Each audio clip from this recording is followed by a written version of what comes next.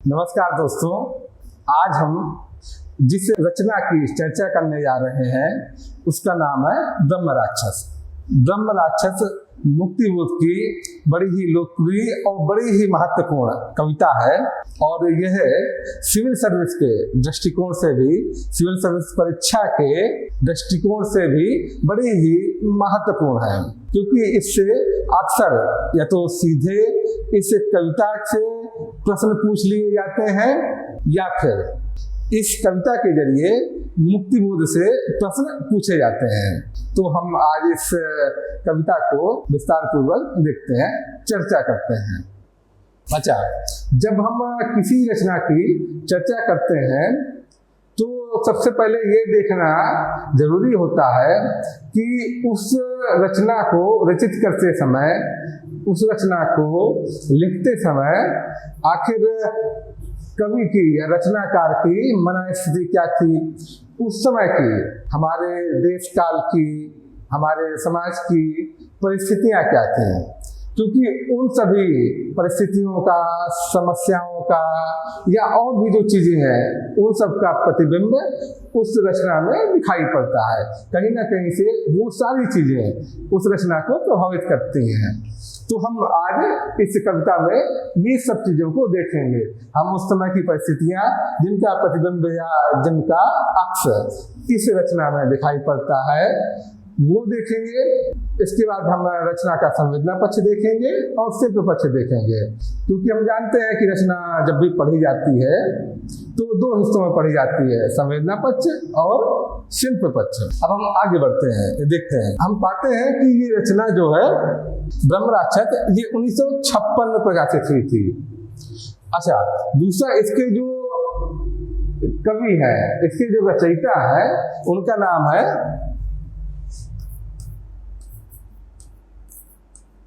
गजानन माधव मुक्तिबोध।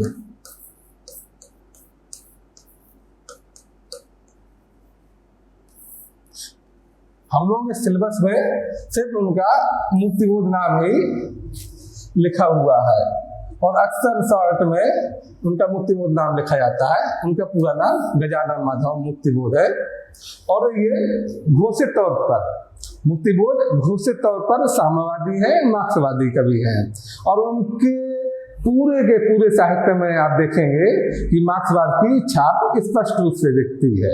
अच्छा, लेकिन बाकी मार्क्सवादी कवियों की तरह या अन्य ढेर सारे मार्क्सवादी कवियों की तरह मुक्तिबोध नहीं है। तो उनमें भिन्नता क्या है? मुक्तिबोध में यह भिन्नता है कि अन्य कवियों की कंपेयर में या अन्य कवियों की तुलना में यह इस तरह से मार्क्सवादी है कि इन्होंने मार्क्सवाद को या समाजवाद को या साम्यवाद को इन्होंने अपने जीवन में उतारा है।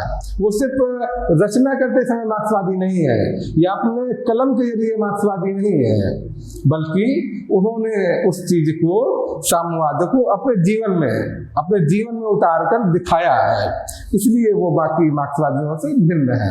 अब चूंकि मुक्तिबोध मार्क्सवादी कवि है तो इस कविता पर मार्क्सवाद का प्रभाव आपको स्पष्ट रूप से दिखाई पड़ेगा।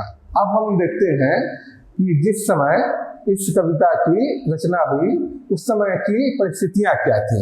तो आप देखेंगे कि जबकि ये रचना है उस समय देश आजाद हो चुका था,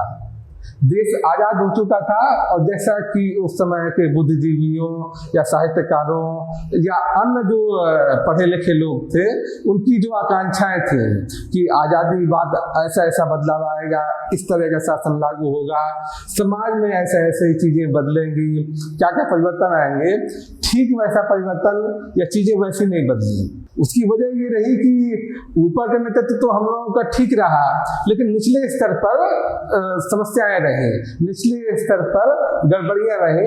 इसलिए जो आमूलचूल परिवर्तन जितना हुआ तो, लेकिन जैसी उम्मीद की जाती थी, जैसा लोगों को उम्मीद थी कि आज़ादी आने के बाद सारा कुछ बदल जाएगा, वैसा बदला नहीं। और जब साम्यवादी कवि या साम्यवादी रचनाकारों की रचनाओं में आप देखेंगे तो ये बार बार दिखता है कि हमें आज़ादी मिली तो, लेकिन अधूरी आज़ादी मिली।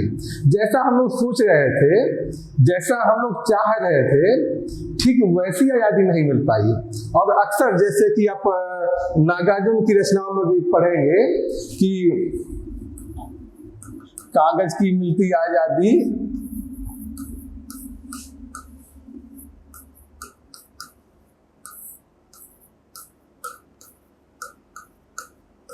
ले लो दो दो आने में,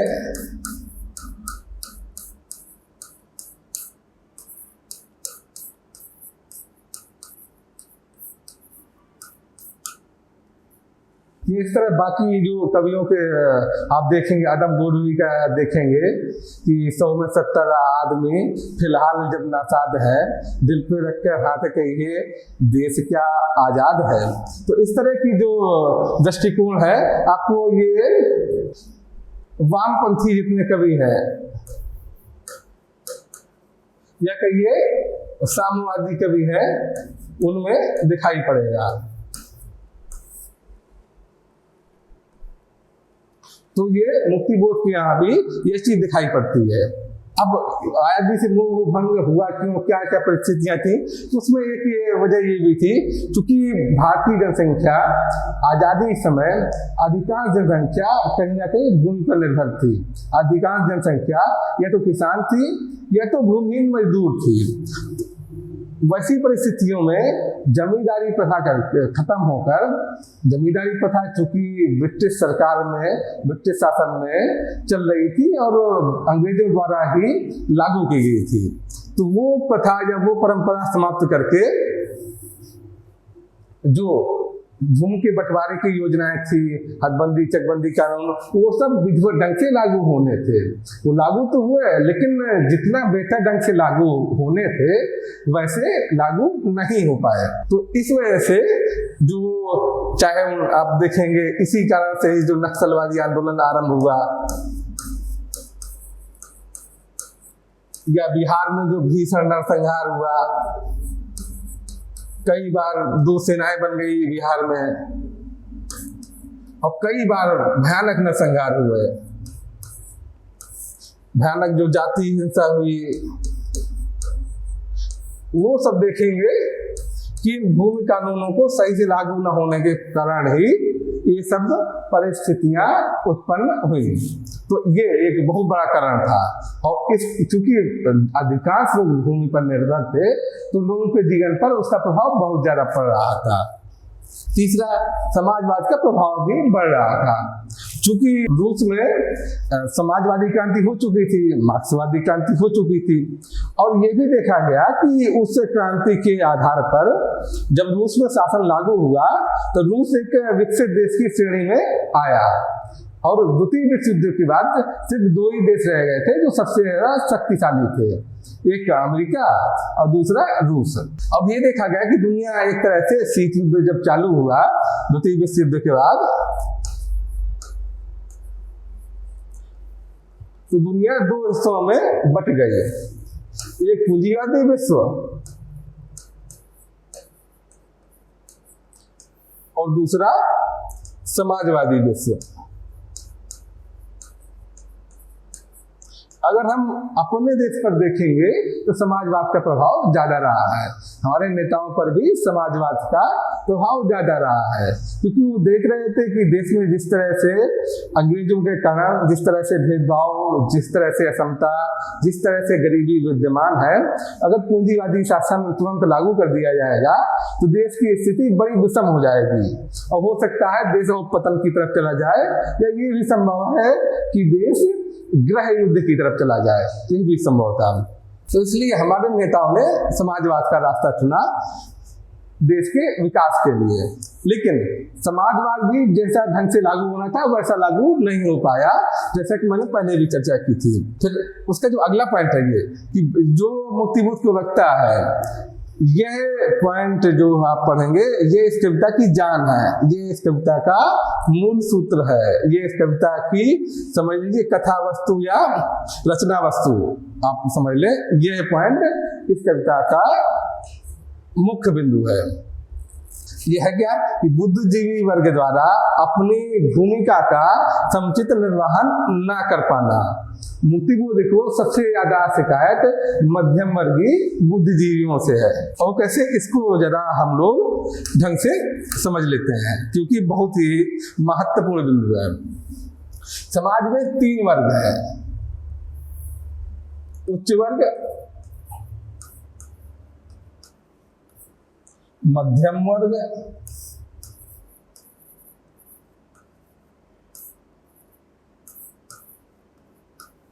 और निम्न वर्ग।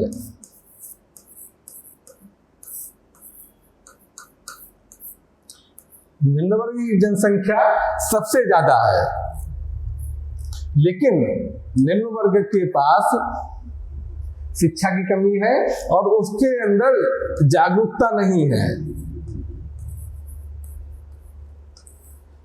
और यही वजह है कि जागरूकता न होने के कारण उच्च वर्ग निम्न वर्ग और मध्यम वर्ग को शासन करता है। जागरूकता का अभाव होने के कारण उसे ये पता नहीं है कि उसका शोषण क्यों हो रहा है और कैसे हो रहा है, और इस शोषण को कैसे रोका जाए। निम्न वर्ग की जो भी मेहनत है, जो भी परिश्रम है, उस परिश्रम का अधिकांश भाग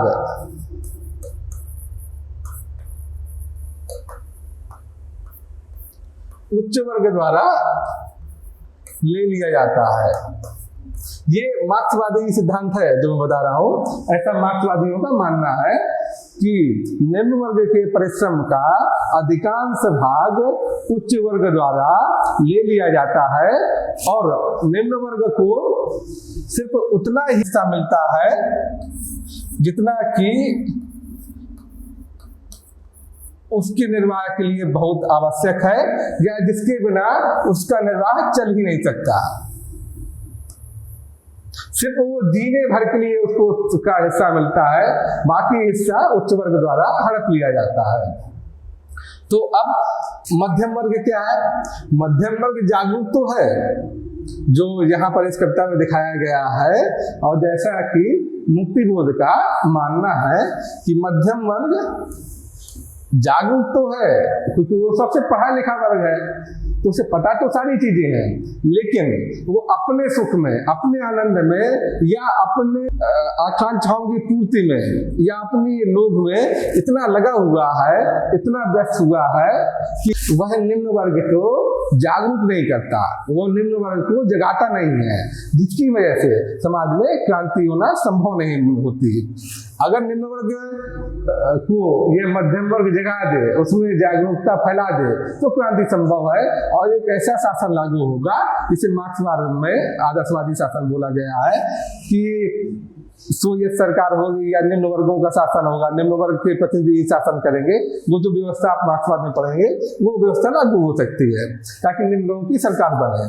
तो ये मध्यम वर्ग जो अपना दायित्व नहीं निभा पा रहा है, वही इस देश की या वही इस समाज की सबसे बड़ी समस्या है।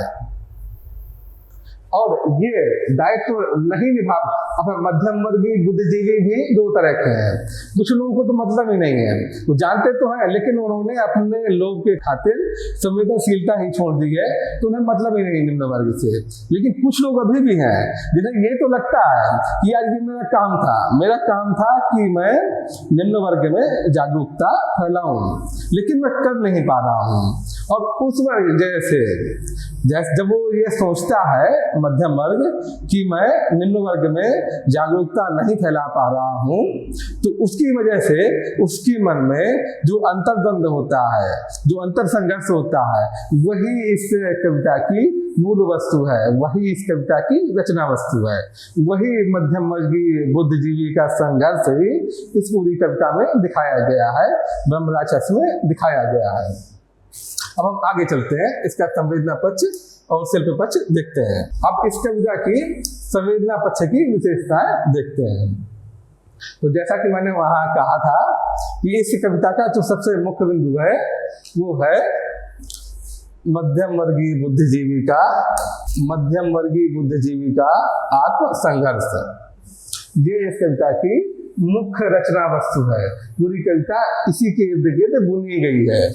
अच्छा, ये दिखता कैसे है, कहाँ दिख रहा है इस कविता में? स्पष्ट रूप से जब हम ये चीज देखेंगे तो पाएंगे कि आत्मचेतक और विश्व चेतक के बीच का द्वंद्व कैसे कैसे दिखता है। अच्छा, यहाँ पर ये भी समझ लें कि आत्मचेतक और विश्व चेतक के शब्दों का मतलब क्या है, इनका अर्थ क्या है। आत्मचेतक का मतलब है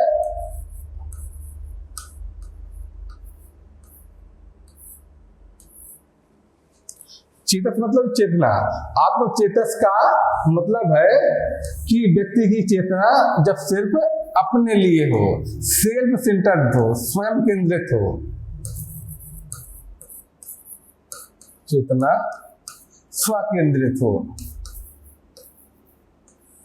अर्थात व्यक्ति सिर्फ अपने बारे में सोचे या सिर्फ अपने परिवार के बारे में सोचे तो वह क्या है, तब वह आत्मचेतक है। और विश्व चेतक का मतलब क्या है?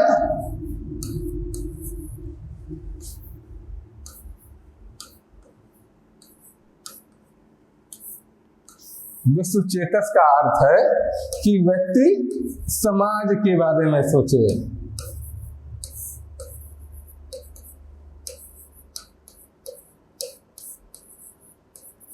व्यक्ति की भावना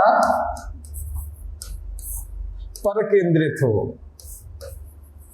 स्वकेंद्रित ना हो बल्कि पर केंद्रित हो, तो उसको कहा जाएगा विश्व चेतक। तो ये आत्म से चेतक और विश्व चेतक के बीच का द्वंद्व ही इस कविता की मूल विषय वस्तु है, मूल रचना वस्तु है। तो अब वो दिखता कैसे कैसे है, ये हम इसमें दिखा देते हैं कि पिस गया वह बाहरी, पिस गया वह भीतरी और बाहरी, दो कठिन पाटों बीच ऐसी ट्रेजेडी है नीचे। तो दो कठिन पाठ, ये पाठ क्या है? इस कविता पर जब देखेंगे आप कि इस कविता पर मनोविश्लेषणवाद का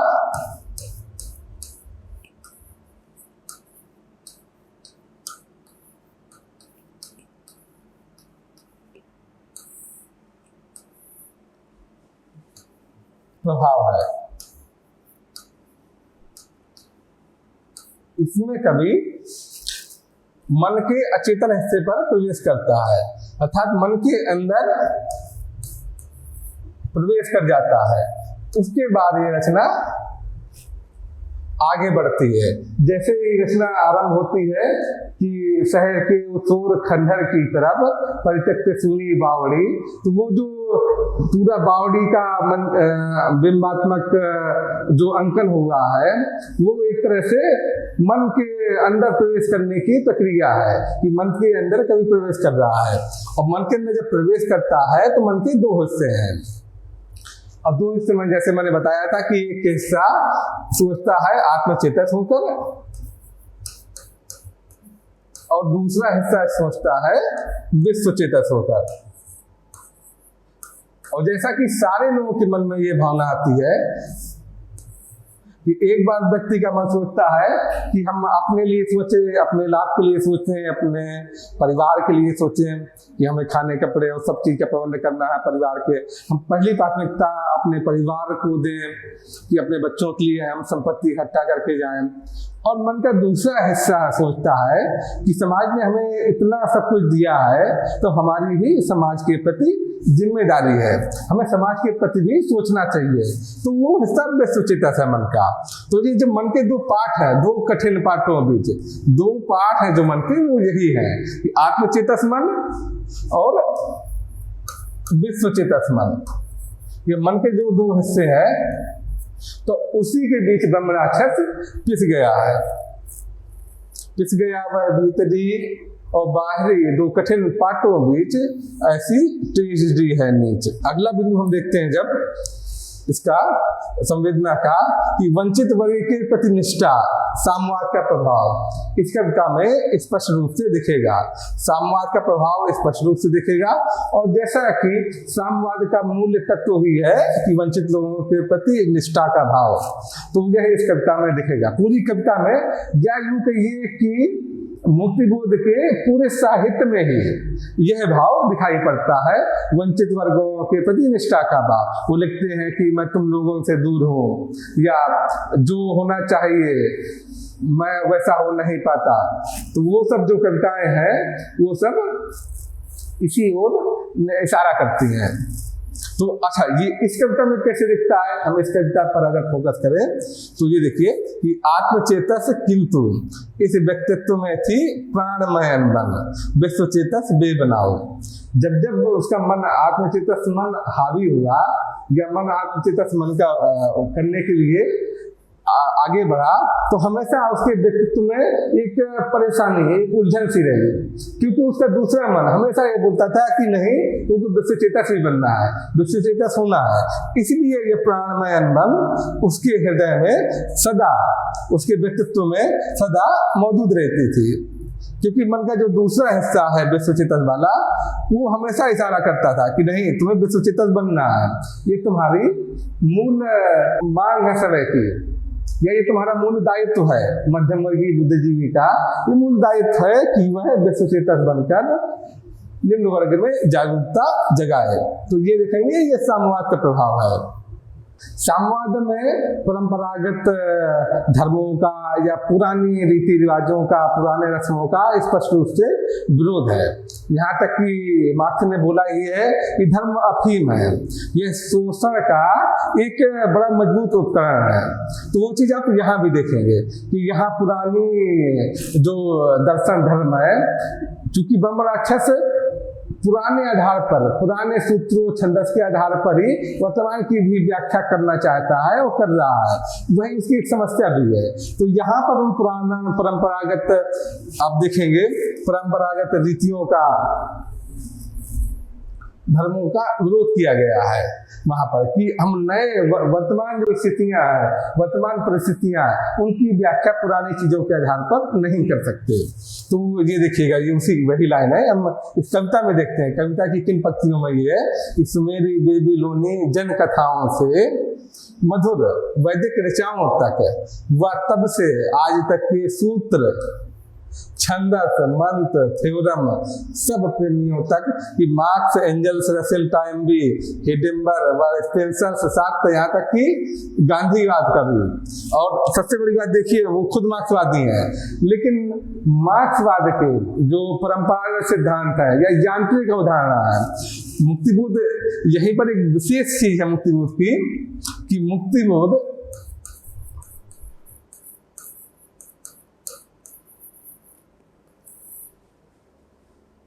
मार्क्सवादी तो है,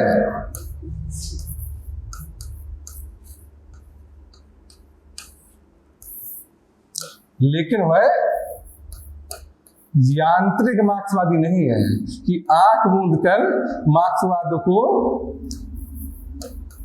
अपना लें या मार्क्सवाद को फॉलो करें। आंख मूंद कर वो मार्क्सवाद को अनुसरण नहीं करते, वह उसको भावना के स्तर पर या मानसिक स्तर पर अपने जीवन में उतारते हैं। वह सिर्फ दिखाने के लिए यांत्रिक रूप से मार्क्सवादी नहीं है, क्योंकि मार्क्सवाद का चरित्र भी देश काल के अनुरूप बदलता है। अलग अलग जगह की परिस्थितियां अलग होती हैं, तो कोई भी सिद्धांत होगा तो अलग अलग जगह वो भिन्न भिन्न रूप में आएगा। मुक्तिबोध इस चीज को समझते हैं, इसीलिए वो यांत्रिक मार्क्सवादी नहीं है। और यही वजह है कि इन्होंने मार्क्सवाद के जो परंपरागत सिद्धांत या यूं कहिए कि यांत्रिकता का विरोध किया है। और गांधी का भी, गांधी के जो परंपरागत सिद्धांत है उनका भी उन्होंने कहीं ना कहीं विरोध किया है। वो चाहते हैं कि गांधीवाद को भी वर्तमान परिस्थितियों में, अपनी परिस्थितियों के हिसाब से ढालकर अपनाया जाए, सभी के सिद्ध अंतों का नया व्याख्यान करता हुआ है। अच्छा, अब इसका अगला बिंदु हम देख लेते हैं कि मुक्तिबोध में, जैसा कि उनके पूरे साहित्य में ही पूंजीवाद का विरोध दिखता है, हर जगह उनके यहाँ पूंजीवाद का विरोध देखेगा। पूंजीवाद को ऐसा कीड़ा मानते हैं, ऐसी जोंक मानते हैं जो कि जनता का खून चूस रही है। तो ये चीज इसमें कैसे दिखती है? पूंजीवाद चूंकि हर चीज का व्यवसायीकरण कर देता है, हर चीज का कमर्शलाइजेशन कर देता है, यहाँ तक कि विद्या का, विद्या जैसी चीज भी, भारत में विद्या का व्यवसायीकरण नहीं रहा, लेकिन पूंजीवाद के प्रभाव में विद्या का भी व्यवसायीकरण हुआ है।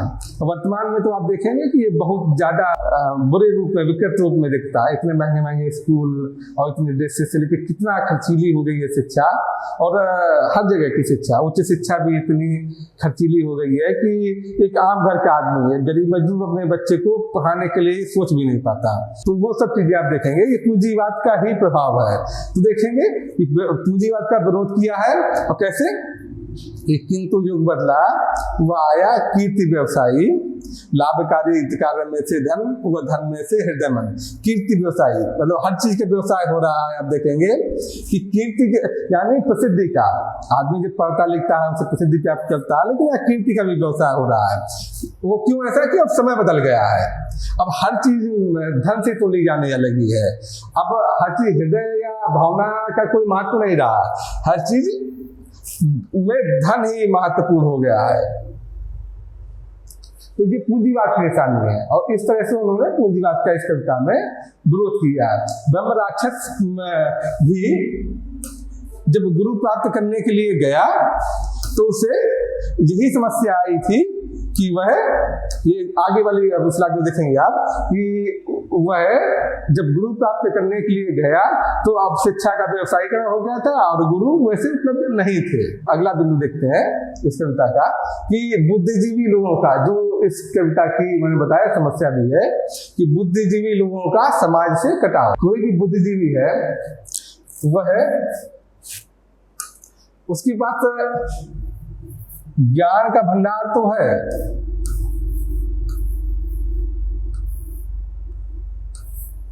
उसके पास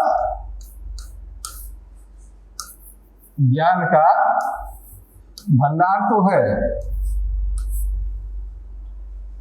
लेकिन अगर वह यह ज्ञान जनता तक नहीं पहुंचा रहा तो उस ज्ञान का कोई मतलब नहीं है, कोई अर्थ नहीं है। वो सिर्फ अपने अंदर ज्ञान को समेटे हुए है, तो उस ज्ञान का अगर बाकी लोग उपयोग नहीं कर पा रहे हैं तो उस ज्ञान होने का कोई अर्थ नहीं है।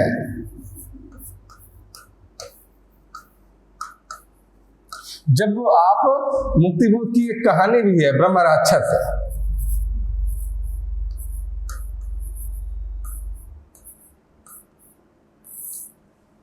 जब आप इस ब्रह्म राक्षस कहानी को पढ़ेंगे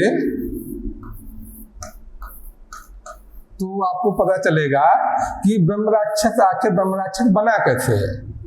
ब्रह्म राक्षस इसलिए ब्रह्म राक्षस बन गया क्योंकि वो पिछले जन्म में बहुत प्रकांड विद्वान था, बड़ा ही बुद्धिजीवी व्यक्ति था, लेकिन अपने उस बुद्धि का, अपने उस ज्ञान का सार्थक उपयोग नहीं किया।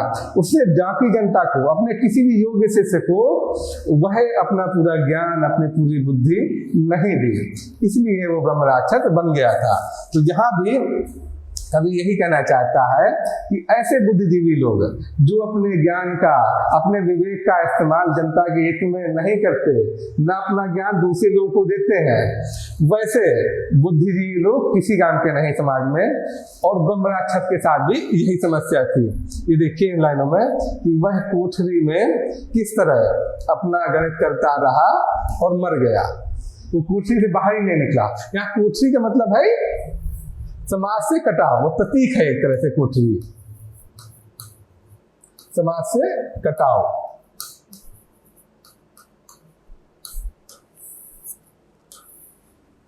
कोठरी यहाँ पर समाज से कटाव का प्रतीक है।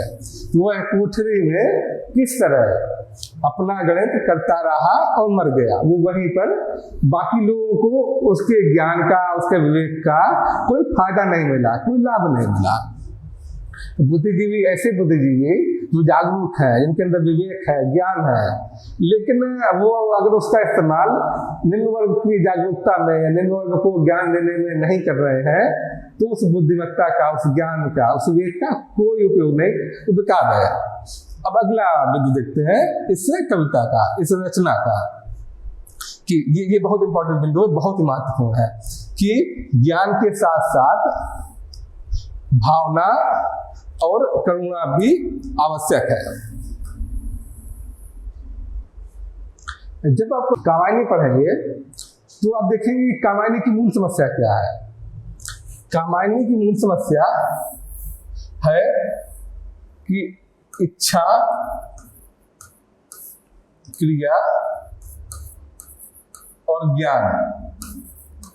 तो उसमें जो एक छंद है कि ज्ञान दूर कुछ क्रिया भिन्न हो, ज्ञान दूर कुछ क्रिया भिन्न हो, इच्छा क्यों पूरी हो मन की।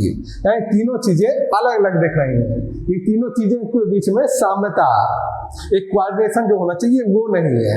और जब तक जीवन में इन तीनों चीजों के बीच एक सिमेट्री नहीं होगी, साम्यता नहीं होगी, इन तीनों चीजों के बीच कोऑर्डिनेशन नहीं होगा, तब तक जीवन सफल या सुखी या आनंद पूर्वक नहीं बीत सकता।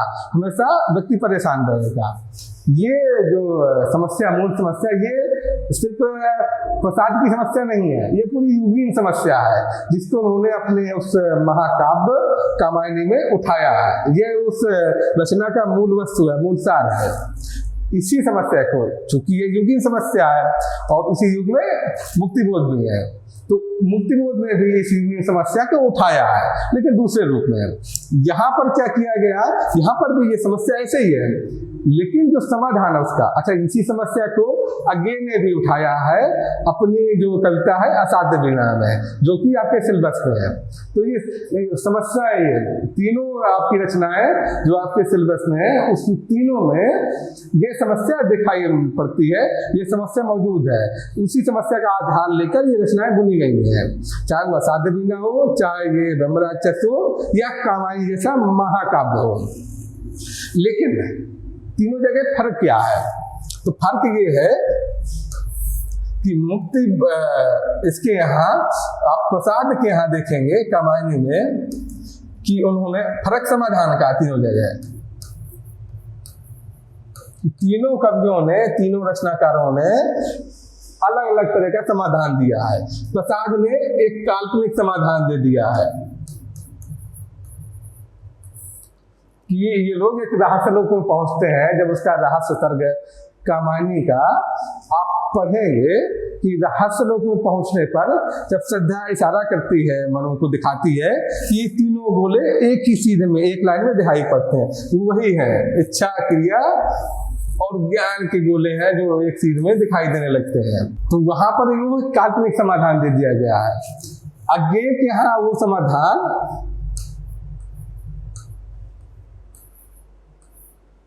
सृजनात्मकता या रचनाशीलता से दिया गया है और उसको सृजनात्मक रहस्यवाद के माध्यम से असाध्य वीणा कविता में दिखाया गया है, प्रदर्शित किया गया है। अच्छा, अब मुक्तिबोध चूंकि इस तरह का कोई आध्यात्मिक, दार्शनिक या इस तरह से काल्पनिक समाधान नहीं दे सकते। उसकी वजह क्या है कि वो मार्क्सवादी हैं, वो साम्यवादी व्यक्ति हैं और हृदय से साम्यवादी हैं। तो वो वही दिखाएंगे जो यथार्थ में है, जो सच्चाई है इस दुनिया की, इस जगत की, इस जीवन की, वो वही दिखाएंगे। तो मुक्तिबोध ने क्या किया? मुक्तिबोध ये जान रहे हैं कि इन तीनों के बीच में 100% कोऑर्डिनेशन या सिमेट्री संभव नहीं है। 100% तीनों के बीच में समता आ जाए, ये संभव ही नहीं है। इसलिए उन्होंने उसको ट्रेजेडी फॉर्म में यहाँ पर दिखाया है। उन्होंने दिखाया है कि ब्रह्म राक्षस चाहता था कि जो ज्यामितीय रूप से विश्व चेतस बन जाए, और विश्व चेतस ज्यामितीय रूप से बनना है तो इन तीनों के बीच में एक समन्वय होना चाहिए, जो कि 100% संभव नहीं है।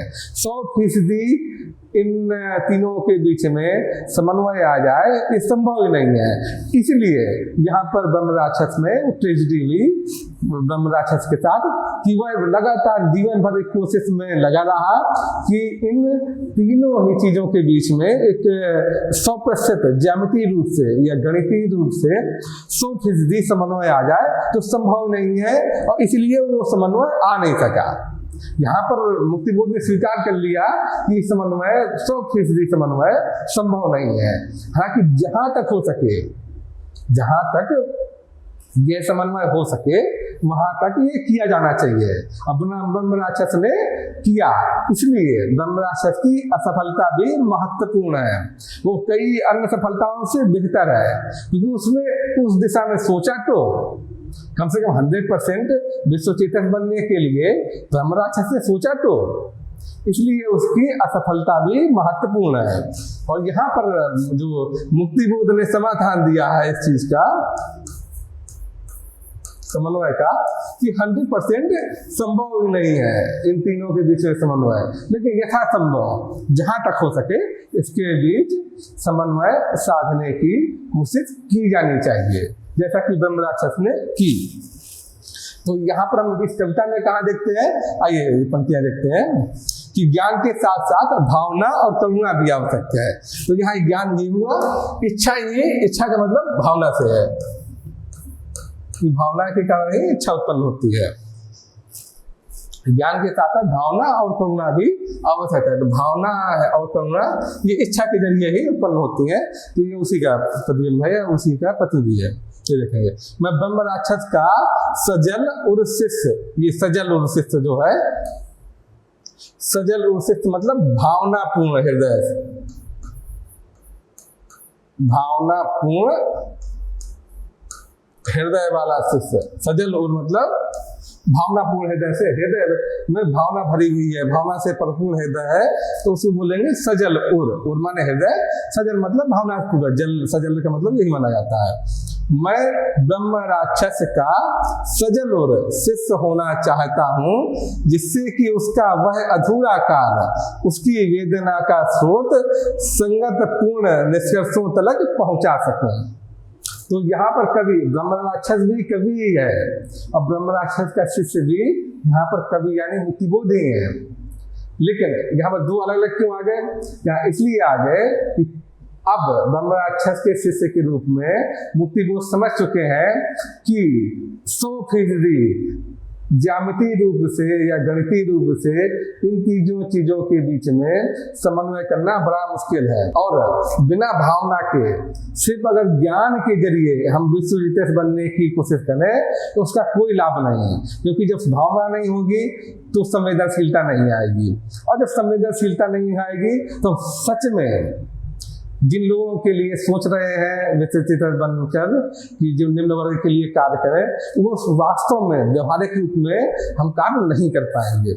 इसलिए ज्ञान के साथ साथ भावना और करुणा का होना आवश्यक है। बिना भावना और बिना करुणा के हम ज्ञानी होकर भी निम्न वर्ग के लिए या वंचित वर्ग के लिए हम कुछ कर नहीं सकते, हम कुछ कर नहीं पाएंगे। तो इसलिए यहाँ पर इन पंक्तियों में यही दिखाया गया है कि कवि इसीलिए ब्रह्म राक्षस का सजल रूप से होना चाहता है, वह भावनापूर्ण शिष्य होना चाहता है, क्योंकि अब शिष्य बनकर वो समझ चुका है कि बिना भावना के ज्ञान का कोई महत्व नहीं है। सिर्फ ज्ञान के आधारे समाज में परिवर्तन लाना संभव ही नहीं है। जैसा कि मैंने पहले पिछले उसमें बताया भी कि ये युगीन समस्या है, इच्छा क्रिया ज्ञान के बीच समन्वय की, सामंजस्य की, जिसको कि अलग अलग कवियों ने, अलग अलग लोगों ने इसको दर्शाया है अपने अपने काव्य में। तो यहाँ पर भी मैंने जैसा कि बताया कि मुक्तिबोध के काव्य में या इस काव्य जो ब्रह्म राक्षस में ये समस्या दिखती है, और वो कहाँ किन पंक्तियों में दिखती है उसका ये उदाहरण, ये कोटेशन है उसका। उस भाव तर्क व कार्य सामंजस्य उदल, यहाँ पर देखिए तीनों चीज आ गई, भाव तर्क व कार्य, जो मैंने वहां पर बताया था, इच्छा क्रिया व ज्ञान। तो भाव का मतलब यहां पर है इच्छा से, ये भाव है। तर्क का मतलब है ज्ञान से, जो ज्ञान की वजह से तर्क उत्पन्न होता है, और क्रिया का अर्थ है कार्य से, व्यवहार में जो हम कार्य करते हैं, जो यहाँ परिणत रूप है इन दोनों का। जब हमारे दिल में सबसे पहले इच्छा उत्पन्न होती है तो फिर उसी वजह से ज्ञान के कारण हम किसी कार्य को करते हैं। तो ये चीज देखेंगे तो ये इस पंक्तियों में स्पष्ट रूप से आया भी है कि उस भाव तर्क व कार्य सामंजस्य योजन शोध में सब। अच्छा, वो जो मैंने वहां पर बताया था कि पूंजीवाद का क्या प्रभाव है, तो देखिए वही लाइन है, सब पंडितों सब चिंतकों के पास वह गुरु प्राप्त करने के लिए भटका, लेकिन उससे गुरु मिला नहीं, क्योंकि अब जमाना पूंजीवाद का हो चुका है। अब बिना व्यवसाय, चूंकि शिक्षा का व्यवसायीकरण हो गया है, तो बिना पैसे के एक योग्य गुरु नहीं मिलता, और पैसे वाला गुरु भी उतना योग्य नहीं होता। जो वास्तव में गुरु होगा वो बिना व्यवसायीकरण के ही राह दिखाता है, मार्गदर्शन करता है। तो यहाँ पर जो युगीन समस्या है, उस युग की समस्या है वो ये है, और उसको इन पंक्तियों से भी यह समस्या दिखाई पड़ती है।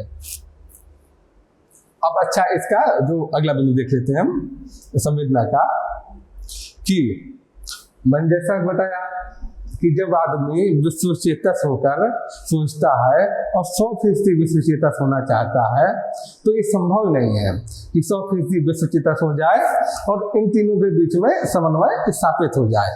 ये व्यवहार में संभव ही नहीं है। लेकिन आदमी उस तरफ सोच रहा है, उस दिशा में आगे बढ़ रहा है, और जब ऐसा करेगा, क्योंकि ये संभव है ही नहीं, तो व्यक्ति निश्चित रूप से असफल ही होगा। लेकिन वैसी स्थिति में वो असफलता भी महान है, क्योंकि उसने उस दिशा में सोचा। तो वो अगर 100% विश्वचेतस होना चाहता है तो उसका सोचना ही महत्वपूर्ण है, वो अपने आप में महान है, उसका सोचना ही है। तो ये देखेंगे आप इस कविता में, इन पंक्तियों में, अच्छे व उससे अधिक अच्छे, मान लीजिए 99% विश्वचेतस हो गया, अब वो सोच रहा है कि 100% यानी 100% विश्वचेतस हो जाए। तो ये हुआ अच्छा, अब वो और अच्छा बनना चाहता है। तो अच्छे व उससे अधिक अच्छे बीच का संगर, गहन किंचित असफलता, अति भव्य असफलता। वो भले असफल हो गया 100% विश्वचेतस बनने में, लेकिन वो असफलता भी उसकी महत्वपूर्ण है, वो सफलता से कम नहीं है। उसकी असफलता भी कहीं से भी सफलता से कम नहीं है, क्योंकि उसने उस दिशा में उस तरफ सोचा। तो यही बड़ी बात है। अभी तक हमने ब्रह्मराक्षस कविता का संवेदना पक्ष पढ़ा, संवेदना पक्ष की हमने चर्चा की। अब हम इस कविता के शिल्प पक्ष की चर्चा करने जा रहे हैं। ब्रह्मराक्षस की कविता में शिल्प पक्ष में एक महत्वपूर्ण बिंदु है, वो है फैंटेसी शिल्प का प्रयोग। ये फैंटेसी शिल्प आपके पाठ्यक्रम में सिर्फ मुक्तिबोध के साहित्य में दिखेगी। मुक्तिबोध के अलावा बाकी कवियों के साहित्य में यह विशिष्ट प्रकार का शिल्प, जो कि फैंटेसी शिल्प समीक्षकों द्वारा कहा गया है, यह शिल्प नहीं दिखाई पड़ेगा। फैंटेसी शिल्प पर हम एक बार मुक्तिबोध वाले टॉपिक में, मुक्तिबोध वाले वीडियो में चर्चा कर भी चुके हैं, वहां हमने विस्तार से चर्चा की थी। यहां मैं संक्षेप में उसके बारे में बता दे रहा हूं। फैंटेसी शिल्प का मतलब है कि फैंटेसी कहाँ है, शिल्प में है। जैसा कि वहां बताया था मैंने कि फैंटेसी का मतलब होता है काल्पनिकता, भावुकता। फैंटेसी का मतलब है काल्पनिकता। अब रचना में फैंटेसी कैसे कैसे हो सकती है? रचना में फैंटेसी दो तरीके से हो सकती है, या तो फैंटेसी हो कहाँ, संवेदना में, और या फिर हो शिल्प में। संवेदना में फैंटेसी का क्या मतलब है? आपने हॉलीवुड की कुछ फिल्में देखी होंगी, जैसे कि हैरी पॉटर।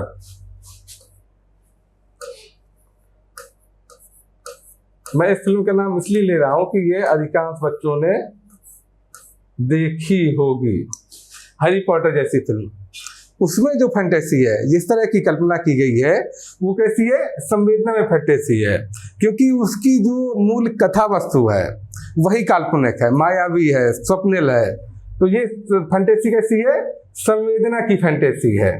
चंद्रकांता जैसे उपन्यास आप देखेंगे, पढ़ेंगे, तो उसमें भी संवेदना में ही फैंटेसी है, क्योंकि उसमें जो चरित्र होते हैं अतिमानवीय शक्तियों से युक्त होते हैं। वो कुछ भी कर सकते हैं, उड़ सकते हैं, पानी के अंदर भी समा सकते हैं। तो ये फैंटेसी है, संवेदना की फैंटेसी। तो रचना में एक चीज तो ये है कि फैंटेसी संवेदना में हो, दूसरी चीज ये है कि रचना की जो कथा वस्तु है या रचना वस्तु है, रचना वस्तु कैसी हो? रचना वस्तु यथार्थवादी हो, उसमें फैंटेसी ना हो। रचना की जो कथा वस्तु है, रचना वस्तु है, रचना की या मूल संवेदना है, वो कैसी है? यथार्थवादी है, उसमें काल्पनिकता नहीं है। लेकिन वह ऐसा यथार्थ है, वह इस तरह का यथार्थ है कि उसको सीधे सीधे शब्दों में व्यक्त कर पाना लगभग असंभव है। वो इतना जटिल और गतिशील यथार्थ है, इतना जटिल है यथार्थ, इतना गतिशील है कि एक साथ उसको साधारण शब्दों में, साधारण तरीके से, या कहिए साधारण शिल्प से उसको व्यक्त कर पाना बड़ा मुश्किल है। और अगर व्यक्त किया भी जाएगा तो वो पाठकों तक यथारूप नहीं पहुंच पाएगा। तब वहां पर क्या करते हैं? वहां पर ये मुक्तिबोध का जो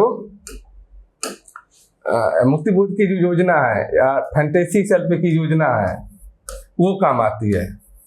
और उसी यथार्थ को व्यक्त करने के लिए मुक्तिबोध ने क्या किया है? फैंटेसी शिल्प का प्रयोग किया है। अर्थात इसमें फैंटेसी कहाँ है? फैंटेसी शिल्प में मौजूद है रचना के। अब कैसे कैसे ये यहाँ पर हम उदाहरण के रूप में देख लेते हैं, समझ लेते हैं। यहाँ सामने कोटेशन दिए हुए हैं, उदाहरण दिए हुए हैं, तो ये आपको बड़े अच्छे से समझ में आएगा। जैसे कि जो ब्रह्म राक्षस कविता है, उसकी मूल संवेदना, मूल वस्तु क्या है? वो है मध्यम वर्गीय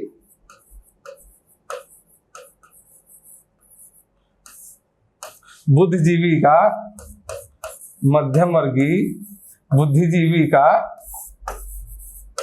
आत्म संघर्ष।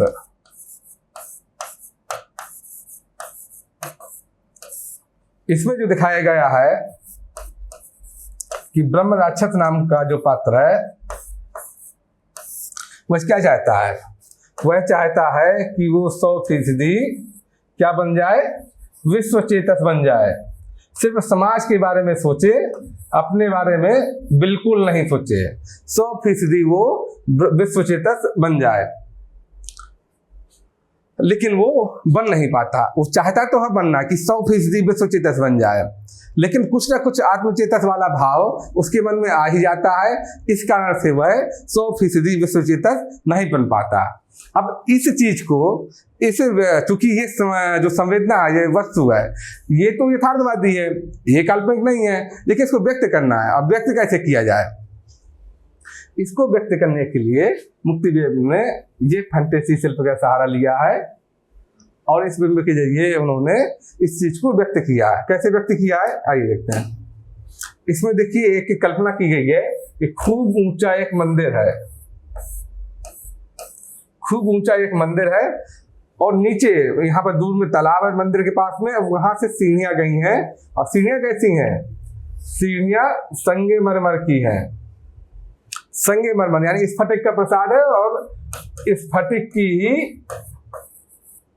सीढ़ियां हैं। स्फटिक का प्रसाद है और स्फटिक की ही ये सीढ़ियां हैं। और ब्रह्म राक्षस यहाँ पे कहाँ है? ब्रह्म राक्षस यहाँ पर खड़ा है। ब्रह्म राक्षस यहाँ है, उसको पहुंचना कहाँ है? ब्रह्म राक्षस को यहाँ से यहाँ पहुंचना है। और चूंकि ये स्फटिक की सीढ़ियां है, पानी है, इसमें फिसलन है, तो जैसे चढ़ता है, चढ़ के कुछ दूर तक पहुंचता है ब्रह्म राक्षस, उसके बाद फिर फिसल जाता है, फिसल के वहीं पहुंच जाता है, फिर चढ़ता है, फिर फिसलता है। तो उसी का अब ये यहाँ पर जब मौजूद है ब्रह्म राक्षस, तो कितना है? मान लीजिए अनुमान के हिसाब से यहाँ पर वो 70% विश्व चेतस है। यहाँ पर जब वो पहुंच जाएगा तो 100% विश्व चेतस हो जाएगा। तो इसी चीज को अभिव्यक्त करने के लिए कवि ने इस फैंटेसी शिल्प का सहारा लिया। और यहाँ पर देखिए, खूब ऊंचा एक जीना सांवला। ये सांवला जो व्यक्ति क्या कर रहा है? ये अस्पष्टता का प्रतीक है, ये धुंधलापन दिखा रहा है। उसकी अंधेरी सीढ़ियां ये क्या दिखा रही हैं? धुंधलापन दिखा रही हैं। क्यों? क्योंकि ये अचेतन मन में प्रवेश करने की बात हो रही है। यहाँ पर अचेतन मन में प्रवेश करने के बाद ही ये फैंटेसी संभव है, तो इसलिए अचेतन मन में प्रवेश करने की बात हो रही है कि वे एक आभ्यंतर निराले लोक की एक चढ़ना और उतरना, पुनः चढ़ना और लुढ़कना, मोच पैरों में व छाती पर अनेकों घाव। ब्रह्माशस के पैरों में मोच है और बहुत सारे छाती पर घाव हैं, लेकिन वो बराबर चढ़ने की कोशिश कर रहा है, यानी विश्व चेतस बनने की कोशिश कर रहा है और वो बन नहीं पा रहा है। वो बार बार फिसल जाता है, बार बार गिर जाता है। तो ये देखिएगा फैंटेसी शिल्प का इस्तेमाल है। दूसरा फैंटेसी शिल्प का इस्तेमाल ये देखिए, यहाँ पर क्या कल्पना की गई है। यहाँ पर चूंकि मैंने बताया कि इस कविता की मुख्य वस्तु क्या है, मध्यम वर्गीय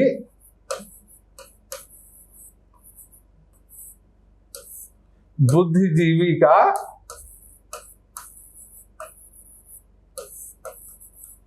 आत्मसंघर्ष।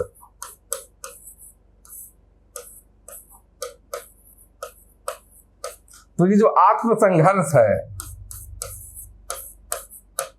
अब ये कि इस आत्मसंघर्ष को कैसे दिखाया जाए, तो उसके लिए कवि ने फैंटेसी शिल्प का सहारा लिया।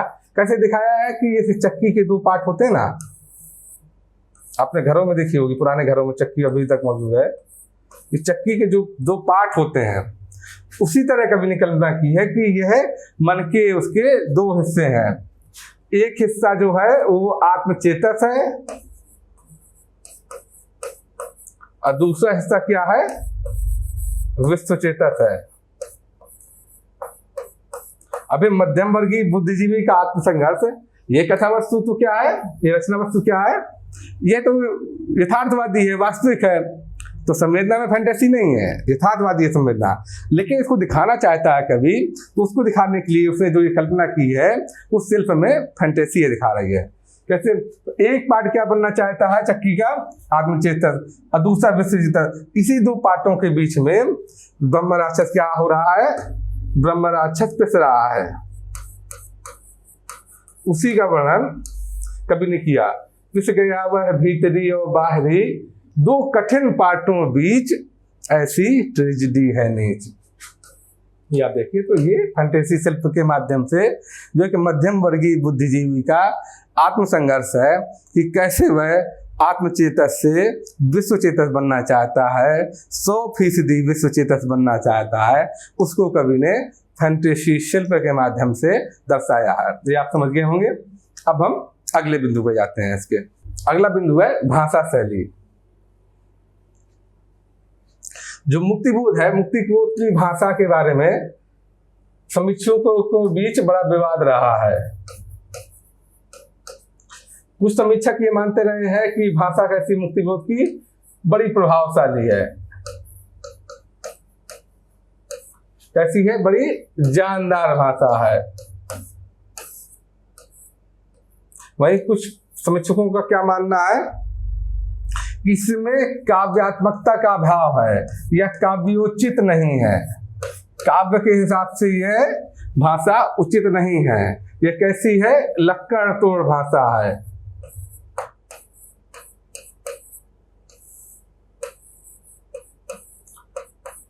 तो कुछ समीक्षकों ने मुक्तिबोध की भाषा की बड़ी तारीफ की है, जबकि कुछ ने उसमें दोष निकाले हैं। अच्छा, हम देख लेते हैं कि कैसी भाषा है इसकी भाषा के बारे में चर्चा हम लोग कर लेते हैं। तो सबसे पहले पॉइंट देखेंगे आप कि भाषा विषय के अनुकूल रूप धारण करती है। कि जैसा कि कविता का विषय होगा, कविता में जिस परिस्थिति की चर्चा चल रही होगी, तो उसी के अनुरूप ये भाषा रूप धारण कर लेती है, उसी के अनुरूप भाषा बदलती है। जैसे कि जब इस कविता में अचेतन मन के प्रवेश की बात हो रही है फैंटेसी शिल्प के लिए, अर्थात अस्पष्टता की बात हो रही है। जब आप अचेतन मन में प्रवेश करते हैं तो जैसा आप खुली आंखों से देखते हैं वैसी स्पष्टता नहीं रहती, कुछ धुंधलापन आ जाता है, कुछ अस्पष्टता आती है। जब उसकी बात हो रही है, उसके प्रवेश की बात आ रही है, तो भाषा भी कैसी हो गई है, भाषा से भी अस्पष्टता झलक रही है। जैसे समझ में आ ना सकता हो कि जैसे बात का आधार लेकिन बात गहरी हो। तो ये अचेतन मन के प्रवेश की बात हो रही है, जहां जहां स्पष्टता कि मन अचेतन मन में जा रहा है, अचेतन मन में कभी प्रवेश कर रहा है। तो वहां की बात हो रही है। इसीलिए इस तरह से इस समझ में आ ना सकता हो कि जैसे बात का आधार लेकिन बात गहरी हो, तो उसी की चर्चा चल रही है। तो भाषा उसी हिसाब से अपना रूप बदल रही है। अब देखते हैं इसमें किस तरह के शब्दों का भाषा में किस तरह के शब्दों का प्रयोग है मुक्तिबोध की इस कविता की भाषा में। इसमें तद्भव, तत्सम, देशज, विदेशज सभी प्रकार के शब्दों का प्रयोग इस कविता में किया गया है। वैसे भी मुक्तिबोध के साहित्य में आपको सभी प्रकार के शब्दों का प्रयोग मिलेगा। क्यों? क्योंकि मुक्तिबोध वाले वीडियो में भी हमने इस पर चर्चा की थी कि वो क्या है, मार्क्सवादी कवि है और उनके लिए क्या ज्यादा महत्वपूर्ण है, वस्तु या कथ्य, ये ज्यादा महत्वपूर्ण है। उनके लिए शिल्प का महत्व उतना अधिक नहीं है। इसलिए वो क्या करते हैं, वो सभी प्रकार के शब्दों को स्वीकृति देते हैं। दूसरा, वो इसलिए भी करते हैं ताकि भाषा कैसी बनी रहे, जन भाषा बनी रहे, जनता उसको आसानी से समझ जाए। बहुत ज्यादा तत्सम भाषा सभी लोग नहीं समझ पाते आसानी से, इसीलिए कवि ने जन भाषा बने रहने के लिए सभी प्रकार के शब्दों का प्रयोग किया है। देखते हैं, आप उदाहरण देख लेते हैं। फिस गया वह बाहरी और भीतरी दो कठिन पाटों बीच ऐसी ट्रेजिडी है। ये देखिए विदेश से शब्द ट्रेजिडी अंग्रेजी का शब्द है। मधुर वैदिक ऋचाओं तक, ये देखिए तत्सम का शब्द है सब। वह तब से आज तक के सूत्र, छंदस, मंत्र सब तत्सम से शब्द हैं। थ्योरम, ये कैसा हो गया, अंग्रेजी का विदेश शब्द है। ये पाठ, कठिन पाठों बीच, ये क्या है, तद्भव के शब्द है। तो तद्भव, यहाँ पर तद्भव कर लीजिए, दाह तद्भव, तत्सम, देशज, अविदेशज, हर तरह के शब्दों के प्रयोग आपको यहाँ पर मिलेंगे। जैसे कि आगे भी देख लीजिए, देशज और तद्भव शब्दों का ये देखिए लगातार छपाछप, ये सब क्या है, देशज शब्दों का प्रयोग है। झौर, ये सब क्या है, तद्भव शब्दों का प्रयोग लाइन से देखिए। लाल फूलों का लहकता झौर, वो बुलाती है सिर खतरे की तरफ जिसोर। अंधियारा, ये क्या है, तद्भव है अंधियारा। खुला मुंह, ये सब क्या है, तद्भव है। बावड़ी का, सब क्या है, तद्भव। सून अंबर ताकता, ये तत्सम हो गया आपका, ये तत्सम हो गया। तो सभी प्रकार के शब्दों की यहाँ पर स्वीकृति दी गई है। कई आलोचकों ने इसे उबड़ खाबड़ लक्कड़ तोड़ भाषा कहा है। जैसा कि मैंने पहले ही बोला था कि दो तरह के समीक्षक मौजूद हैं। कुछ तो इनकी भाषा को बड़ी प्रभावशाली, बड़ी जानदार भाषा कहते हैं, और कुछ आलोचकों ने इसे उबड़ खाबड़ लक्कड़ तोड़ भाषा कहा है। किस आधार पर ऐसा कहा है, जैसे बहुत सारे इसमें शब्द देखिए, जिसे पढ़ के ही आपको लगता है। इससे पहले आप देखेंगे ये मुक्तिबोध किस काल के कवि हैं, प्रगतिवाद के कवि हैं। अब प्रगतिवाद की जैसे पहले कौन सा युग था, छायावाद। छायावाद की भाषा कैसी थी, बड़ी कोमल कांत थी। और किस शब्दों का ज्यादा प्रयोग था, तत्सम शब्दों का प्रयोग अपेक्षाकृत अधिक था छायावाद की भाषा में। और बड़ी कोमल कांत थी, संस्कृत की तरह की ध्वनियां, मधुर ध्वनियां निकलती थी। उदाहरण के लिए आप देख सकते हैं, चाहे वो निराला की भाषा, आप राम की शक्ति पूजा में देखिएगा, निराला की भाषा आप देखेंगे।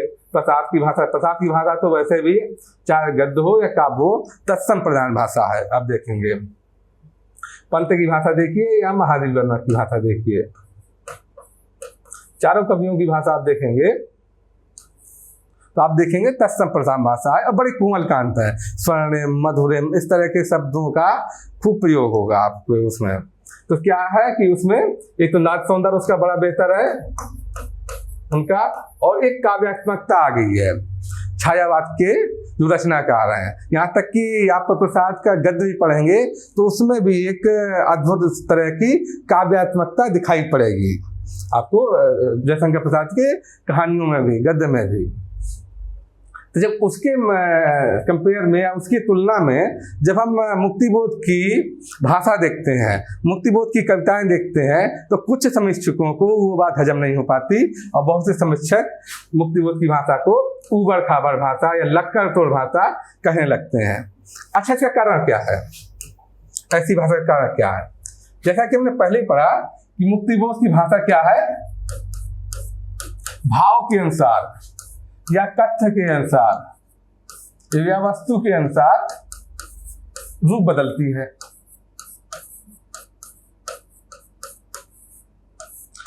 अब मुक्तिबोध ने जिस वस्तु की चर्चा की है या जिस संवेदना के तहत चर्चा की है, वो संवेदना ही या वो रचना वस्तु ही कैसी है,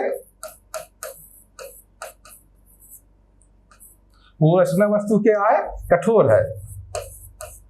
वो कोमल कांत नहीं है, वो कठोर यथार्थ है या कटु यथार्थ आप कहिए, वो कठोर यथार्थ है, वो कोमल कांत है ही नहीं। उसमें उसकी जो सौंदर्य दृष्टि है वो भी भिन्न है छायावादी कवियों की तुलना में, या छायावादी कवियों से वो भिन्न है। जब यथार्थ ही मूल वस्तु ही कठोर होगी, वो जगत का या दुनिया का कटु यथार्थ है। जब रचना वस्तु कठोर होगी तो उसी हिसाब से भाषा भी कैसी हो जाएगी, कठोर हो जाएगी, खुरदरी हो जाएगी। तो इसीलिए जो मुक्तिबोध की भाषा के बारे में पूछा जाए तो आप क्या लिखेंगे कि मुक्तिबोध की भाषा कैसी है? ये बात तो है कि वो भाषा खुरदरी है, चिकनी नहीं है। किससे कैसी? छायावाद की तरह वो चिकनी नहीं है, खुरदरी है, लेकिन कैसी है? जानदार है, जानदार है मुक्ति की भाषा, मुक्तिबोध की भाषा। और कैसी है? प्रभावशाली है। और कैसी है? रचना वस्तु के बिल्कुल उपयुक्त है या रचना वस्तु के अनुरूप है।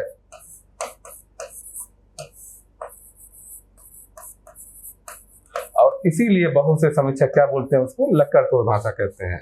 तो मुक्तिबोध की भाषा कैसी है? खुरदरी है, जानदार है, प्रभावशाली है और रचना वस्तु के अनुरूप है। लेकिन वो इसी भाषा के तहत ही, इसी भाषा के कारण ही अपनी बात को सटीकता से संप्रेषित कर पाए हैं, बड़े अच्छे से कह पाए हैं। जब हम आगे देख जैसे कि एग्जाम्पल आप देख लीजिए इसकी, कि उसके पास लाल फूलों का लहकता झोर, मेरी वह कन्हेर, वह बुलाती एक खतरे की तरफ जिस ओर, अंधियारा खुला मुंह बावड़ी का सून अंबर ताकता है। आप छायावाद में कल्पना भी नहीं कर सकते प्रकृति की इस तरह के वर्णनों की। प्रकृति की वर्णन जैसे कि छायावाद में कैसे मिलते हैं कि तुम कनक किरण के अंतराल में लुक छिप कर चलते हो क्यों, इस तरह के वर्णन आपको उसमें मिलेंगे छायावाद में। या तुम्हारे छूने में था प्राण, संग में पावन गंगा स्नान, वो सब वर्णन आपको छायावाद में मिलेंगे। वहाँ प्रकृति के ऐसे वर्णन नहीं मिलेंगे। या मरकत दिव्य सा खुला ग्राम, वो सब वर्णन मिलेंगे आपको। तो यहाँ पर आप जब देखेंगे तो छायावाद से बहुत भिन्न है यहाँ की भाषा। यहाँ की प्रकृति वर्णन देखिए कितना भिन्न है छायावाद से। तो इसलिए इसकी भाषा को, जो मुक्तिबोध की भाषा है, उनकी भाषा को लक्कड़ तोड़ भाषा कई बार कह दिया जाता है। आधुनिक युग में, प्रयोगवादी दौर में और प्रगतिवादी युग में भी लिखी गई कविताएं, लेकिन प्रगतिवादी युग में आपको कम मिलेंगी। प्रगतिवाद, प्रयोगवाद, नई कविता, इसमें क्या एक नई विधा मिलेगी, लंबी कविता। अब सबसे ज्यादा इसमें मिलेंगी नई कविता में लंबी कविता। इसे लंबी कविता क्यों कहा गया है? क्योंकि जो पुरानी कविता की विषय वस्तु थी या कहिए पैटर्न था पुरानी कविता का, उससे ये बिल्कुल भिन्न है। ये उससे तुलना में काफी ज्यादा लंबी है, इसलिए कविताओं को लंबी कविता कहा गया। आकार के आधार पर भी, और आप जब संवेदना पढ़ेंगे तो उसके आधार पर भी, क्योंकि इसमें एक तरह से वो श्रृंखला बनी हुई है विचारों की। या जब प्रबंधात्मक कविता है तो उसमें कथा सूत्रों की एक श्रृंखला बनी हुई है, या विचारों की एक श्रृंखला बनी हुई है। इस वजह से कविता जो पुरानी कविता थी, परंपरागत कविताएं थी, उनसे अलग हो गई है, उनसे लंबी है, काफी लंबी है। इसी वजह से इस विधा को लंबी कविता कहा गया है। आप अपने सिलेबस में देखेंगे तो लंबी कविता कौन कौन सी है? राम की शक्ति पूजा, जो कैसी है? प्रबंधात्मक लंबी कविता है। या असाध्य मीना देखेंगे आप, या जो आप पढ़ रहे हैं अभी ब्रह्म राक्षस।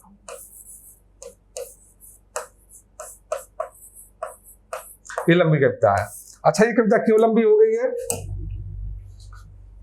ये कविता लंबी इसलिए है, ये लंबी कविता लंबी इसलिए है कि जो पुराने समय में था, गतिशील जो यथार्थ था वो उतना गतिशील नहीं था या उतना अधिक फैलाव नहीं हुआ था, वो एक विमी था। आप देखेंगे जो पुरानी कविताएं आप पढ़ेंगे, छायावादी कविताएं, तो उसमें यथार्थ एक विमी दिखाया गया है। जैसे जैसे जटिलताएं बढ़ी समाज की, हमारे समाज की, जैसे जैसे समाज विकसित हो गया तो समाज में क्या हुआ, जटिलताएं बढ़ती गई। और जब समाज में जटिलताएं बढ़ेंगी तो साहित्य क्या है, समाज का ही प्रतिबिंब है, तो वो जटिलताएं साहित्य में भी आती जाएंगी। तो पहले जो साहित्य एक बिंबी होता था, अब क्या हो गया, एक के बजाय उसमें विमाएं बढ़ती गई। जैसे जैसे और जटिलताएं बढ़ी तो विमाएं और बढ़ती गई। मैं फिजिक्स के माध्यम से आपको समझा पा रहा हूँ। और साहित्य जटिल होता गया, जैसे जैसे समाज जटिल हुआ साहित्य भी जटिल होता गया। तो पहले जो एक विमा होती थी, अब कितनी विमाएं हो गई, चार चार विमाएं हो गई। चार चार दिशाओं में, चार चार विमाओं में जो साहित्य की विषय वस्तु है वो गति करने लगी, वो गतिशील हो गई। जिसे अब मैं ये उदाहरण इसलिए दे रहा हूँ कि आपने फिजिक्स में पढ़ा होगा कि एक पहले जो डायमेंशन क्या होती है, एक्स। सिर्फ एक डायमेंशन में हम अपने सवाल पढ़ते हैं गणित के, फिर 2 डायमेंशन में पढ़ते हैं, फिर जब और ऊंची कक्षा होती है तो 3 डायमेंशनल पढ़ने लगते हैं। जब इंजीनियरिंग में पढ़ते हैं या उससे ऊपर पढ़ते हैं तो हम ये 4th डायमेंशन पढ़ने लगते हैं। तो इसी तरह से साहित्य भी जटिल होता गया। अब उस जटिल यथार्थ है, जो साहित्य जटिल है, जटिल यथार्थ को जो अभिव्यक्त करना है, जटिल भी यथार्थ और गतिशील भी है साथ में, तो उसको जब हमें अभिव्यक्त करना है, संपूर्णता में जब पकड़ना है उसको, उस जटिल और गतिशील यथार्थ को संपूर्णता में अगर पकड़ना है तो कविता कैसी हो जाएगी, लंबी हो जाएगी। कविता कैसी हो जाएगी, लंबी हो जाएगी। इसीलिए आधुनिक युग में इस तरह की विधा आई, लंबी कविता की विधा आई। तो ये किस तरह की, अब हम देखते हैं ब्रह्म राक्षस की ओर कि ये किस तरह की कविता है। ब्रह्म राक्षस विचार प्रधान लंबी कविता है, क्योंकि विचारों की श्रृंखला के कारण लंबी भी है।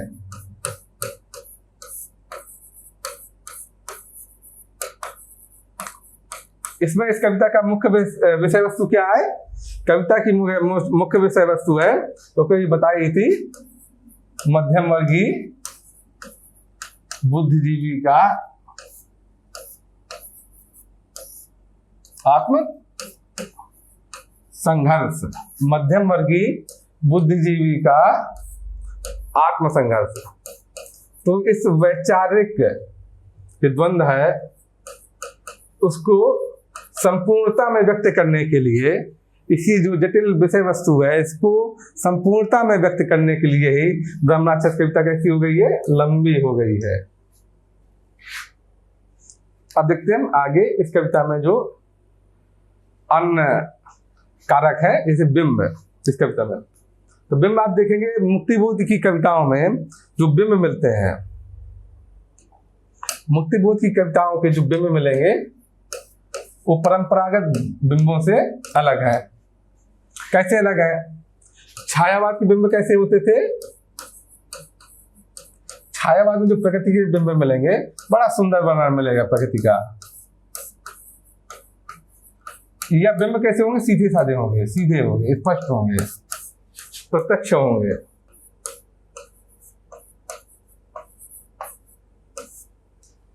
अब मुक्तिबोध के बिंब कैसे हैं?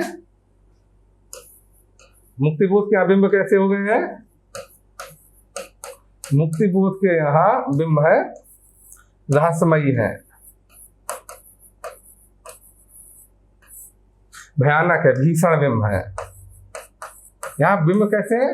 भीषण है। यहाँ बिंब कैसे होते थे? सुंदर होते थे, कोमल होते थे। और यहाँ बिंब कैसे है? रहस्यमयी है, भीषण है, भयानक टाइप के बिंब दिखेंगे आपको।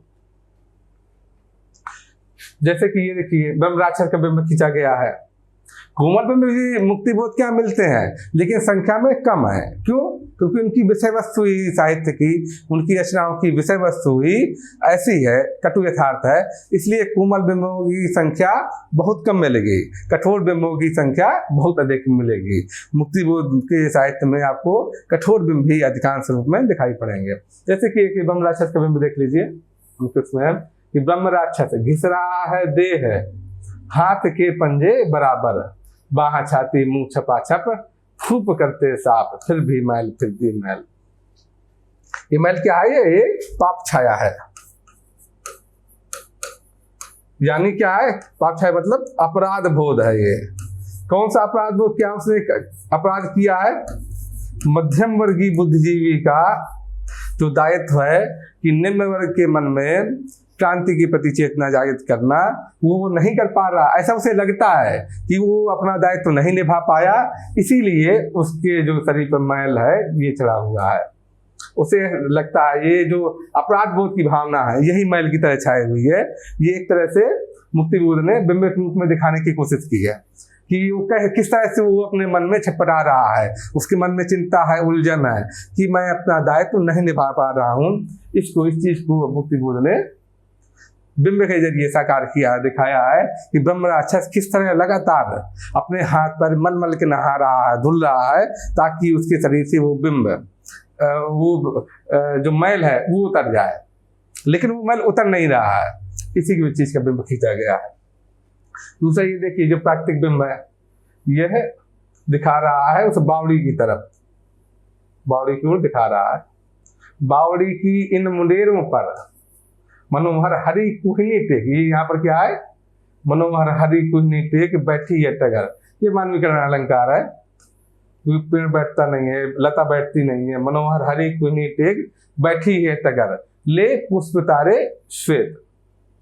सफेद फूल उसमें है जो बेल पे लता पे छाए हुए हैं, उसी के बारे में कवि ने ये जो बिंब किया है, प्रकृति का बिंब खींचा है।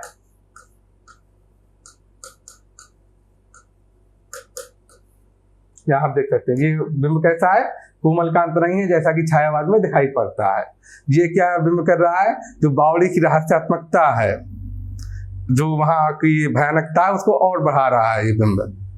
तो ये बिंब छायावादी बिंब से इस तरह से भिन्न है। पांचवा बिंदु, प्रतीकों का इस्तेमाल। प्रतीकों का प्रयोग अगर हम देखेंगे तो मुक्तिबोध के पूरे साहित्य में प्रतीकों का खूब प्रयोग हुआ है। प्रतीकों का प्रयोग खूब हुआ, तरह तरह के प्रतीक इस्तेमाल किए गए हैं। जैसे कि आप ओरंगटाउन का बार बार प्रतीक देखेंगे,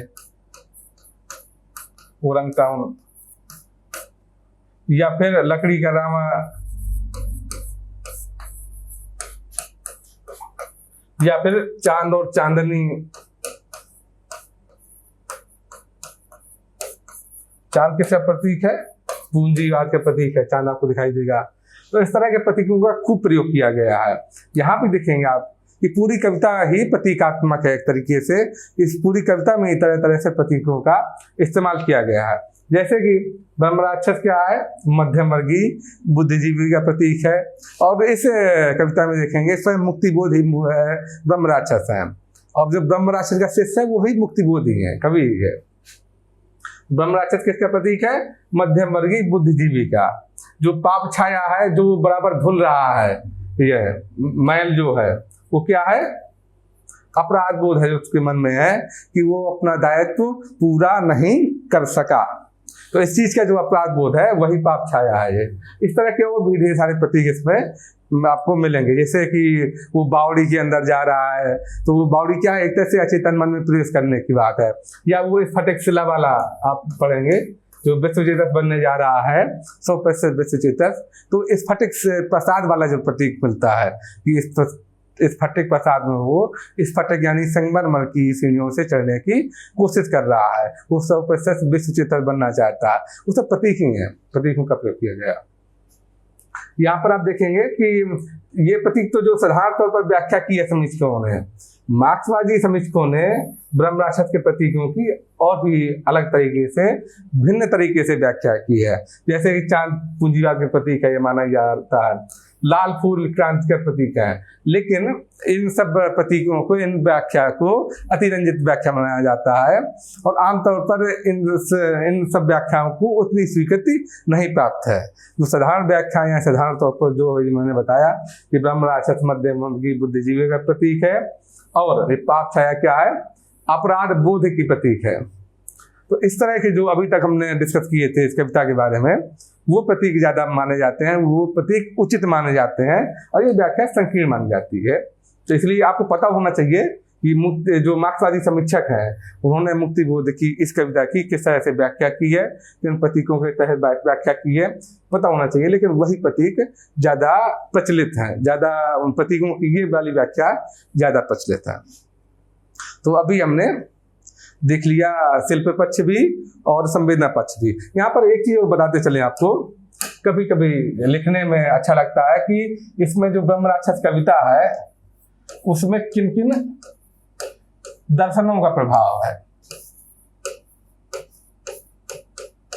कौन कौन से दर्शनों का प्रभाव है। हालांकि मुक्तिबोध ज्यादा दार्शनिक चीजों में नहीं फंसते, वो सीधे सीधे स्पष्ट रूप से अपनी बात कहते हैं, लेकिन फिर भी कुछ ना कुछ किसी न किसी दार्शनिक का प्रभाव होता ही है रचना पर। जैसे इसमें देखते हैं कि मुक्तिबोध क्या है, मुक्तिबोध घोषित तौर पर मार्क्सवादी कवि हैं। तो जब उनकी रचना होगी, ये जैसे कि ये रचना में मुख्य इसकी संवेदना या विषय वस्तु क्या है, आखिर वो है कि मध्यम वर्गीय बुद्धिजीवी का आत्मसंघर्ष। तो ये संवेदना, ये मूल जो विषय वस्तु है वो वही किस पर आधारित है, तो मार्क्सवाद पर आधारित है। क्योंकि जो मध्यम वर्गीय बुद्धिजीवी जिसके कारण ये आत्मसंघर्ष हुआ, वो क्या है, वो दायित्व ये है कि निम्न वर्ग को क्रांति के लिए जागृत किया जाए, सामाजिक क्रांति के लिए जागृत किया जाए। तो ये जो सामाजिक क्रांति की जागृति वाली बात है, क्या मार्क्सवाद से आई है। मार्क्सवाद की ही मूल संवेदना ही यही है। दूसरी चीज जो देखेंगे हम कि इसमें जब फैंटेसी शिल्प का प्रयोग किया गया है तो उसमें मन के अंदर प्रवेश करने वाली बात है। कभी मन के अंदर प्रवेश करके ही फिर वो सब कल्पनाएं करता है, वो सब चीजें अपनी बात कहता है। तो जैसे आत्मसंघर्ष वाली जो बात आ रही है, वो आत्मसंघर्ष वाली बात मन के अंदर प्रवेश करने के बाद ही कभी वो जो चक्की के दो पार्टों की तरह मन है वो दिखा पाता है, तो बड़ी स्पष्टता से अपनी बात कह पाता है। तो ये पूरी जो प्रक्रिया हो रही है वो कैसी है, मन के अंदर की है। पूरा संघर्ष किसका है, मन के अंदर का संघर्ष है और मन के अंदर प्रवेश करके ही कवि ने उसको दिखाया है। तो ये जो मन के अंदर संघर्ष है वो किस बात की ओर इशारा करता है, किस दर्शन की तरफ, वो मनोविश्लेषणवाद की तरफ दिखाता है। क्योंकि मनोविश्लेषणवाद क्या कहता है, मनोविश्लेषणवाद का जो दर्शन है वो ये बताता है कि दुनिया में जो अधिकांश चीजें हैं जो ऊपर से दिखाई पड़ती हैं हमको, दरअसल वो मन के अंदर जो तरह तरह के व्यक्ति के अंतर्द्वंद है, मन के अंदर जो कुंठा व्याप्त है, मन के अंदर जो मनोविकार व्याप्त है, वह उन सब चीजों के कारण ही उत्पन्न होते हैं। जो हम ऊपर से चीजें देखते हैं वो वास्तव में मन के अंदर से ही निकलती हैं, या मन के अंदर में जो संश्लेषण होता है, विश्लेषण होता है, उससे ही चीजें प्रभावित होती हैं। जो मन के अंदर हमारे निर्णय चलते हैं, निर्णय होते हैं, वही हमारे भौतिक जीवन में लागू होते हैं। इसके और भी जब आप दर्शन पढ़ेंगे, व्याख्या पढ़ेंगे कि कोई भी चीज पहले, कोई भी प्रत्यय मन के अंदर बनता है, ये बोला जाता है। जिस किसी ने पहले चारपाई बनाई होगी या ये कहीं कुर्सी बनाई होगी, तो कुर्सी पहले मन के अंदर बनी होगी, बाद में वो भौतिक रूप में बनी। तो मनोविश्लेषणवाद कहता है कि मन की दुनिया बाहर की दुनिया से ज्यादा बड़ी है, उसके अंदर जो संघर्ष होता है वही फिर भौतिक रूप में बाहर दिखता है। तो ये सब जो आत्मसंघर्ष वाली बात है, ये कैसे आई, मनोविश्लेषणवाद से। तो यहाँ पर दो दर्शनों का स्पष्ट रूप से प्रभाव है। बाकी छोटे छोटा प्रभाव तो दिखता रहता है, लेकिन जो बड़ा प्रभाव हो या स्पष्ट प्रभाव किसका दिखता है, मार्क्सवाद का और मनोविश्लेषणवाद का। तो यहाँ पर हमने संवेदना की बात भी कर ली, शिल्प की बात भी कर ली, फैंटेसी शिल्प का किस तरह से प्रयोग किया गया है इस कविता में, ये बड़ा इंपॉर्टेंट है। क्योंकि आमतौर पर आपको ये पढ़ने को नहीं मिलेगा कि फैंटेसी शिल्प का कैसे कैसे इस्तेमाल हुआ है इस कविता में। फैंटेसी शिल्प के बारे में आप पढ़ लेंगे, उसकी विशेषताएं पढ़ लेंगे, लेकिन इस कविता में मुक्तिबोध ने कैसे किया है वो आपको आमतौर पर पढ़ने को नहीं मिलता। तो इसके बारे में हमने चर्चा की कि ब्रह्म राक्षस में फैंटेसी शिल्प का कैसे प्रयोग हुआ है, कौन कौन से दर्शनों का प्रभाव है इस कविता में, ये भी बात कर ली। तो हमारा ये वाला टॉपिक पूरा हो जा रहा है ब्रह्म राक्षस का। बाकी मुक्तिबोध में हमने चर्चा की थी कि मुक्तिबोध के द्वंद्व, या वहां भी हमने फैंटेसी शिल्प की विस्तार से चर्चा की थी, मुक्तिबोध की भाषा की भी चर्चा की थी। यहाँ पर अब ये टॉपिक हम बंद करते हैं, खत्म करते हैं, क्योंकि टॉपिक पूरा हो चुका है। अब अगले वीडियो में हम नए टॉपिक लेके हाजिर होंगे। नमस्कार।